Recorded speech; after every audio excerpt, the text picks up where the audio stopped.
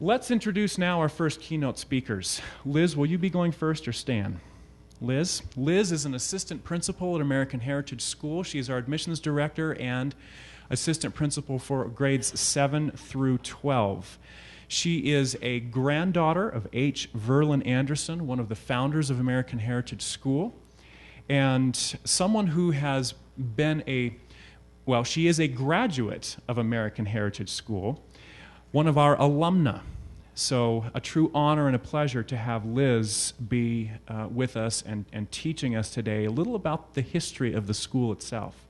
Stan Swim, who will go after Liz, is the president of the GFC Foundation and also the acting president of the Sutherland Institute, which has been, I would say, probably driving the charge of the World Congress of Families that will be held on October 27th to 30th here in Salt Lake City. That's the 9th Annual World Congress of Family. Sutherland Institute is devoted to protecting many of the principles that the school is devoted to protecting and face. It is very much an organization that is unified in heart and mind with this organization. The GFC Foundation has been a major benefactor of American Heritage School, and so Stan, also a personal friend of mine from college, someone to whom I feel very close and for whom I have much trust and respect. Without further ado, Liz Jacob and Stan Swim, let's give them both a big round of applause.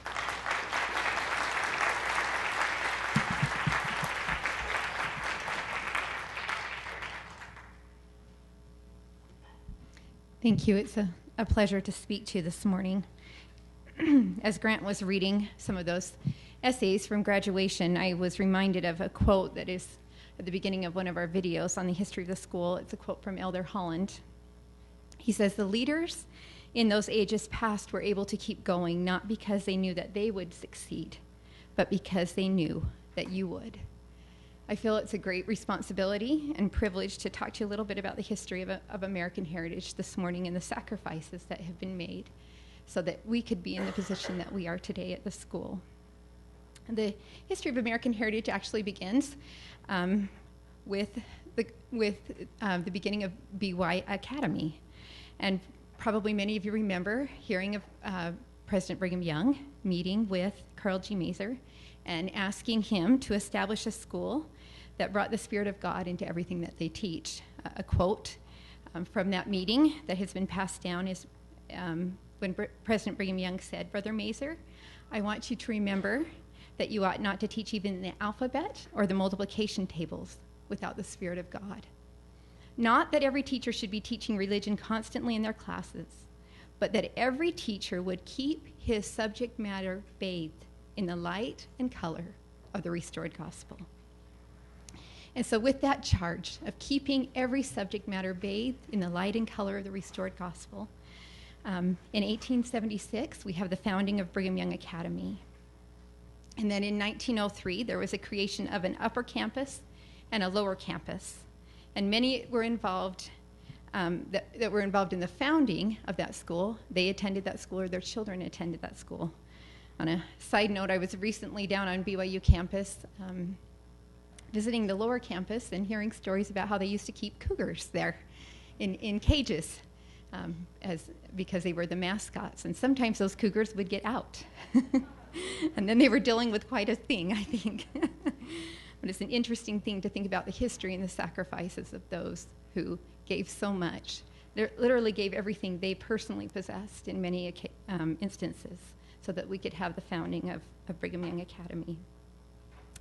And with Brigham Young Academy, there was also the establishment of an elementary school and a high school. Brigham Young High and Brigham Young Elementary School both were founded during that time period. But in 1968, both of those schools were closed. And Ernest Wilkinson announced that they would be closed and that the school would focus just on the college portion. When that occurred, there were a group of professors at BYU who got together, who had children who had been attending those institutions, and they felt very strongly that they wanted their children to continue to have the opportunity to learn all of their subjects, again, bathed in the gospel light. And so they decided that there was a need for a school in which education would be grounded in those truths of the restored gospel. There were many miracles that happened in the founding of this school, American Heritage School. Dr. H. Verlin Anderson, my grandfather, see if I can show you his picture. Oh, this isn't working. Can you go to the second picture? Met with a group of other BYU professors and parents with the intent of establishing a private school. They desired to have their children's academic learning grounded in principles that would help them develop faith in God, thank you, and a love of liberty and patriotism. So again, faith in God and a love of liberty and patriotism. In order to do this, they wanted to have the scriptures be part of all learning. And they recognized that the Spirit of the Lord was the most important teacher. A quote from H. Verlin Anderson, founder at that time. This is what he said about American Heritage School. The American Heritage School was established for the primary purpose of teaching faith in God and obedience to his commandments. Every other purpose is secondary to this. Therefore, we would encourage each teacher to constantly bear this in mind as you prepare for and teach each subject. Incorporate into your lesson material the teachings of the scriptures and the prophets. Draw freely from the fountain of truth and righteousness. This is the knowledge the Lord desires all of us to learn. And so there were 5 key points that they focused on with the establishment of American Heritage. The first, religious liberty. The second, providential history. The third, a belief in right and wrong. The fourth, the importance of Christian character. And fifth, moral education. As they began American Heritage, my grandfather was a professor at BYU, as was mentioned. They had 11 children, thank you, and did not have a lot of finances. And so it took a lot of miracles to help establish this. They didn't have any curriculum, but my grandmother's sister was an elementary school teacher down in Phoenix and called her one day and told her that the Phoenix school district was throwing away a lot of curriculum. So my grandparents borrowed a truck and a trailer and drove down to Phoenix and went and gathered all that curriculum before it was taken to a landfill. And those were the books that were used at the beginning of the establishment of American Heritage. My grandfather was very close with Elder Benson at the time, Elder Ezra Taft Benson. And he talked to him about this project, and Elder Benson was very supportive of it. My grandfather told him that they needed to find a building, one of the most important things you can find in establishing a school. And Elder Benson told him, I'll let you know as soon as anything I know of becomes available. Well, he called him a short time later and told him that there was an old church building that the church was going to get rid of. It was in Pleasant Grove, and that it would be available for them to purchase. And so they did. After they purchased that church, they were very concerned about paying the mortgage. And I'll get to just a minute the miracle that happened in having that mortgage paid off. The teachers and staff that were originally hired at American Heritage were only paid what was left after the expenses of the school were paid. Many of them taught for free or for very little pay. Many of them would sacrifice their paychecks for other teachers who would need that money to support their families. They came with the primary intent of teaching principles of truth in all subjects in order to build faith in God. And they knew that great personal sacrifice would be required. There were many times that they went home without any paycheck. And those who hear the history of American Heritage hear countings of when they would literally dole out the paper clips, or you would be responsible for purchasing your own paper because the school did not have the resources for those things. They understood that their teaching at American Heritage was a calling and not a career. And they understood that it was a privilege to make those sacrifices. In 1972, Geneve Cornell, whose son Jared Cornell is still currently a teacher at American Heritage, was asked to write a program that focused on the providential history of the world, a view that the students were taught that God's hand was present in all of history. And so she wrote, "The Spirit of America Speaks." And at one of those early performances, in fact, I think second or third, Mrs. Green came. Mrs. Green was not a member of the LDS Church, but she was one who very much supported and believed in a love and appreciation for America and its founding principles. At the end of the program, she was so moved that she came up to my grandfather and asked if there was anything that she could do to help support this new fledgling school. And he told her, kind of jokingly, that there was a mortgage that needed to be paid. Within a few days, an anonymous check came for $1,000. And they were able to cover the mortgage and pay off the mortgage at that point. And the school has never had any debt since that time period. Also, at the beginning of the school establishment, David Skousen, who was an inspired teacher and a musician, was asked to compose the words for the school song. And I'd like to close by reading those words to you. They are unique. The school song is one that I grew up singing, and every time I sing it, it touches my heart because of the beauty of the words. So I'll close with reading those to you. Children of liberty, learn from the past. Truth, honor, charity. This is our task. Our fathers gave to us this land unwalled, to grow, enjoy therein, and serve our God. Children of liberty, now visions come. Live your life carefully. Obey the Son. Be to your brothers a measure that's true. Give to them willingly God's love through you. Children of liberty, daylight is low. Darkness and storm converge. Let your ray glow. Present and past are yours to live anew. Prepare for Christ to come in all you do. In the name of Jesus Christ, amen.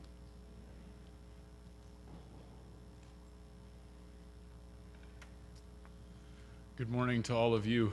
It's wonderful to be here, and I wish I could see the faces of those who are participating via some sort of remote participation, electronic or otherwise, especially because I understand a few of them are in Texas, where my wife and I lived a few years ago and where we had the opportunity to participate in graduate school.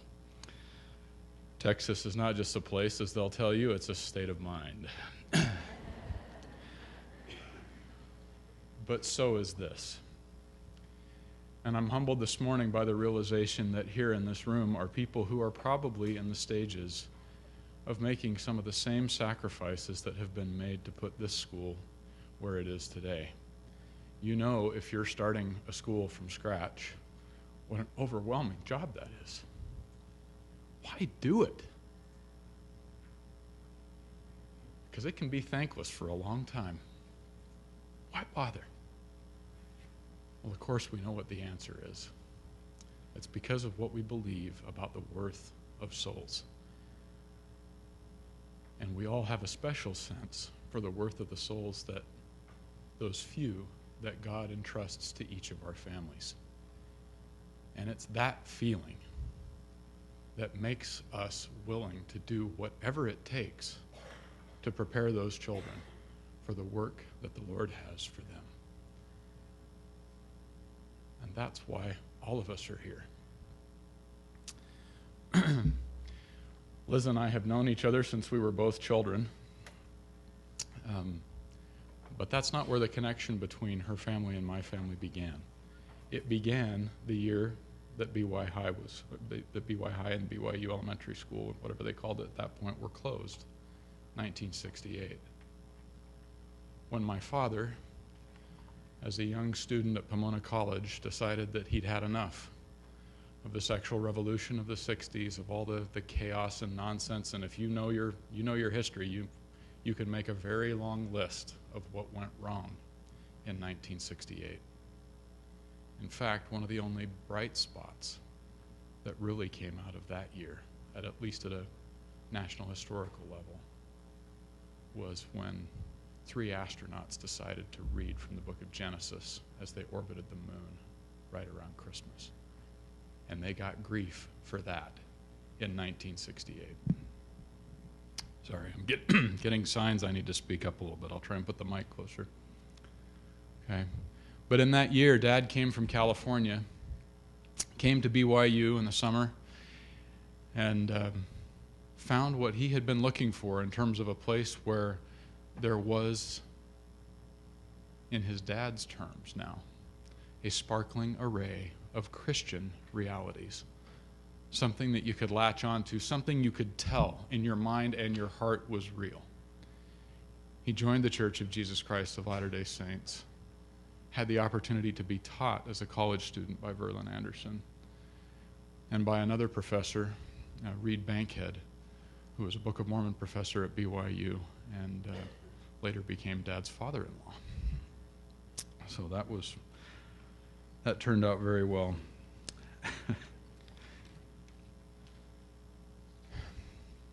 There's a lot of historical detail that I could give here, and I'm going to do some of that.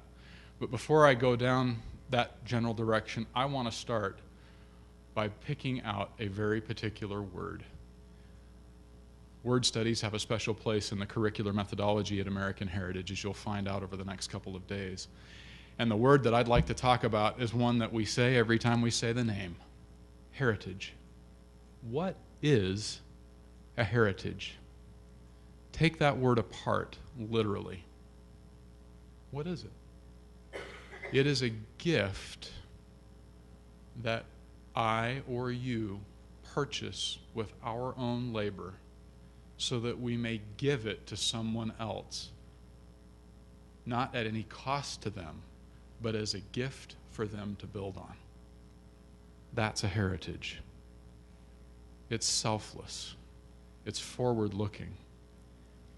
What would the opposite of a heritage be?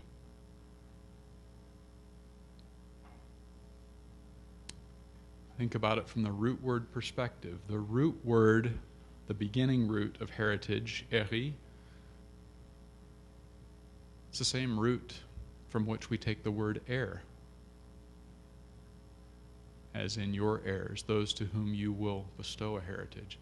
Well, so the reverse of that, something that survives, a gift that could survive your death, the opposite of that would be a debt that survives your death. That's what a mortgage is. Right? The root, the front root of mortgage is mort, death. You're here in the heritage business. You've committed your time, your talents, to the passing of a great and noble heritage, a heritage of Christian freedom. Our family came to that by kind of a sideways route. And I'd like to read you the obituary of my great-great-grandfather, who was a Christian communist. How many of you have ever heard those two words put together in a sentence? Okay? Now listen to this. You'll like this. I'd put a picture up here if I had it, but this is the real thing. Death closed the career of Professor H.J. Swem of Linden. He was on the original faculty of what's now the University of Washington. On Saturday, November 7th, and his remains were laid to rest on the 9th. The deceased was a gentleman of fine education and possessed many lovable qualities. Does this sound like a conventional obituary to you? These will be remembered by a large circle of acquaintances, however much they disagreed with his political trend. Getting more interesting. Always sincere and always an extremist, he drew from life very little of contentment and mental repose. Still not done. He was too impulsive for leadership and too exacting for compromises, and therefore his social position never gained much strength.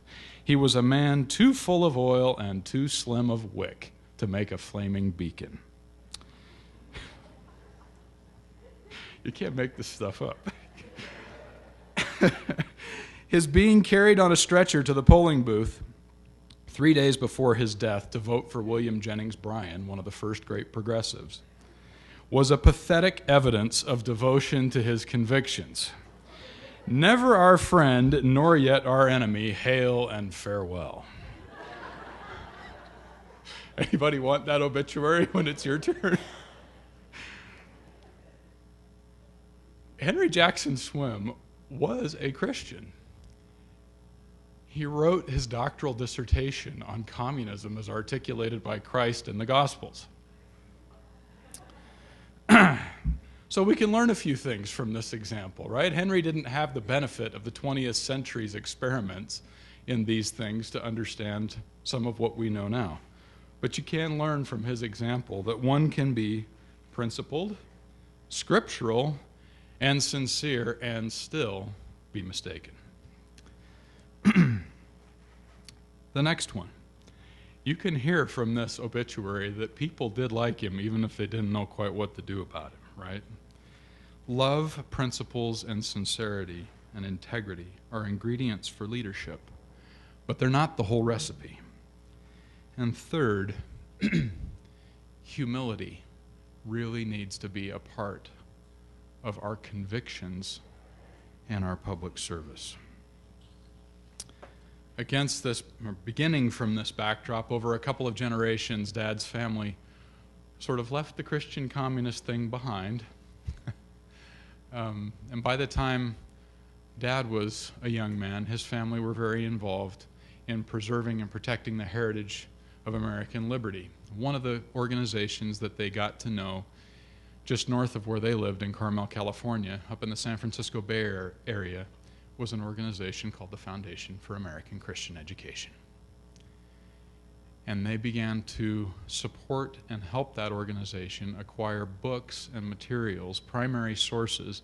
These things began to fill an old home in San Francisco.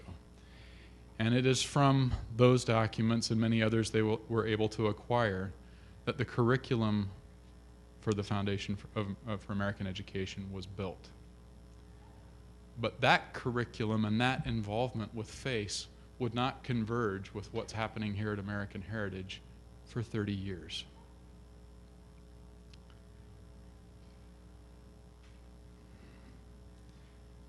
You see, one of the things that I think is important for all of us to realize, you've seen, well, let me say it this way. If you came into one of the doors at this school, you'll notice there are words over every one of them.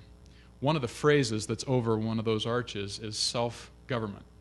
And that gets talked about a lot. But when we use it in this building, we don't mean, leave me the heck alone and let me do whatever I want. That's not self-government. Because that's actually a lawless statement, is it not? There's no government in that, only lawlessness. And you can learn by looking around us that focusing on self-government as in what part of the Constitution don't you understand, documental self-government, doesn't work all that well either, because that kind of becomes a billy club to work over each other with. It doesn't actually get to the heart. It doesn't challenge us directly for who we are, and that's not how the Lord works. The Lord goes to the heart. And so when we say self-government here, what we mean is the gift of the individual will to the law of that individual's divine creator. That's the essence of this.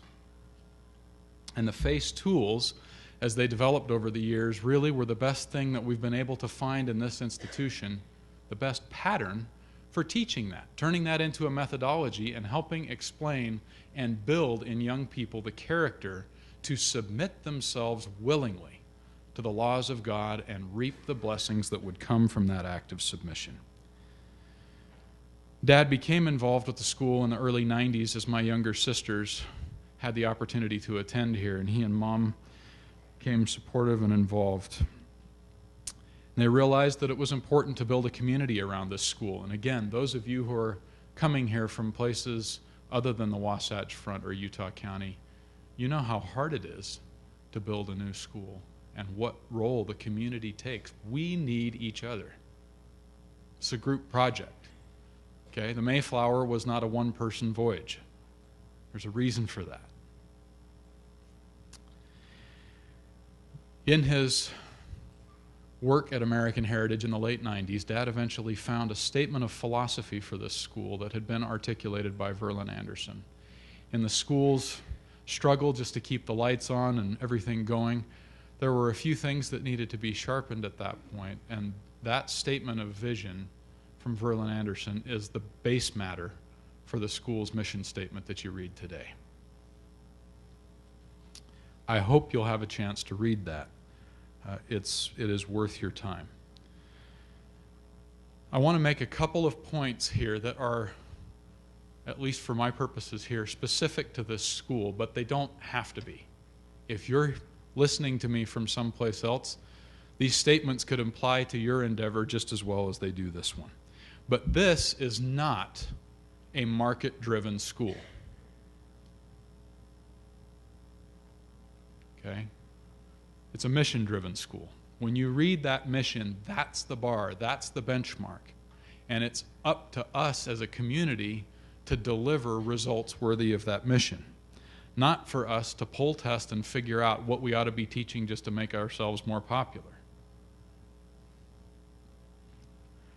The second point that I would make, any story like this one is a story, and usually a lot of stories, of tremendous sacrifice. Those sacrifices can be personal, they could be professional, they could be reputational, they could be financial. Whatever that sacrifice is, your institution and this institution are here because so many people, to borrow President Uchtdorf's phrase, lifted where they stood, made the sacrifice that they could where they were to make this possible.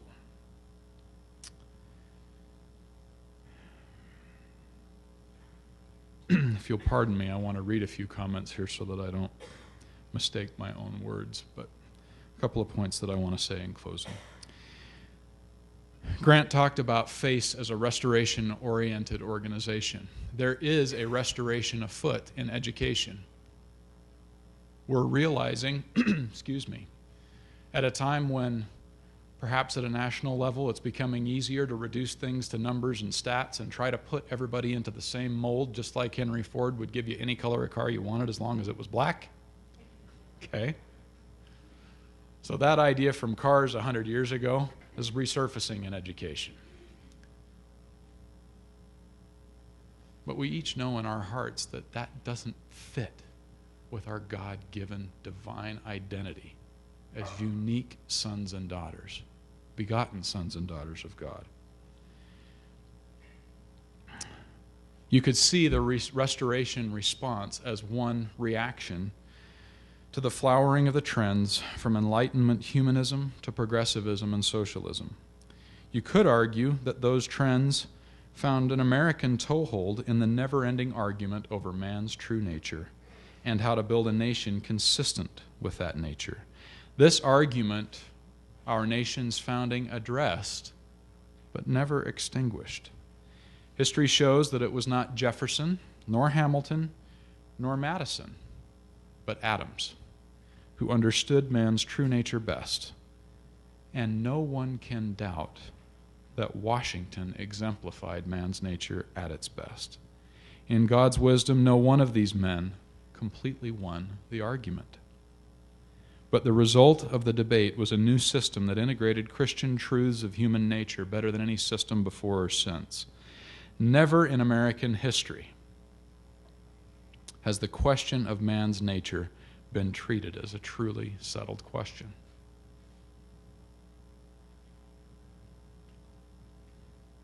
Now, that's different than what we teach in church, but if you read the history, that open debate has been important. And trying to keep that debate open, I believe, is going to be one of the challenges that faces us as we move forward. And I'll come back to that in just a minute. When someone today complains or taunts that our founding documents could not have comprehended all the complexities of modern technological societies, they're right. And they're missing the point. Our founding documents do not narrowly address the evolving qualities of any particular technology or society. They precisely address the essential and enduring traits of people. That is an evidence of their inspiration, the source of their strength, and the taproot of their timelessness. Now, I want to close with a poem that I learned as a young man. I'll just give you one stanza of it. But it's regained special meaning for me as I think about the challenges that each of us face in trying to prepare the next generation for what's to come. Because the work that the Lord is asking them to do The work that he's asking you and me to do, for that matter, is heavy.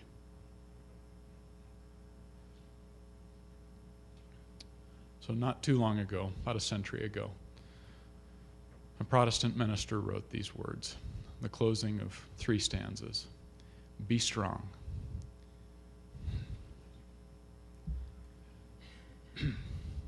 It matters not how deep entrenched the wrong, how hard the battle goes, the day how long. Faint not, fight on. Tomorrow comes the song.